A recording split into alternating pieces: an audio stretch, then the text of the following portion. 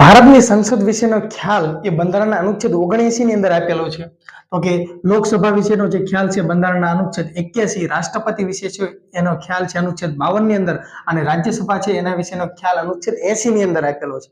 ત્યારબાદ આપણે લોકસભા અને રાજ્યસભા છે તેને અલગ અલગ નામથી ઓળખીએ છીએ. તો કે જોઈએ તો કે લોકસભા છે એને આપણે નીચલું ગૃહ, જ્યારે રાજ્યસભા છે એને ઉપલું ગૃહ, અથવા લોકસભા છે એને નિમ્ન સદન કહેવાય, તો કે રાજ્યસભા છે એને ઉચ્ચ સદન કહેવામાં આવે છે. લોકસભા છે એને લોકપ્રિય ગૃહ કહેવામાં આવે છે, જ્યારે રાજ્યસભા છે એને કાયમી ગૃહ કહેવામાં આવે છે. લોકસભા છે એ પ્રથમ ગૃહ તરીકે પણ ઓળખીએ છીએ, જ્યારે રાજ્યસભા છે એને દ્વિતીય ગૃહ તરીકે ઓળખીએ છીએ, અને લોકસભા છે એ અસ્થાયી ગૃહ, જ્યારે રાજ્યસભા છે એને એલ્ડર્સ હાઉસ તરીકે પણ ઓળખવામાં આવે છે.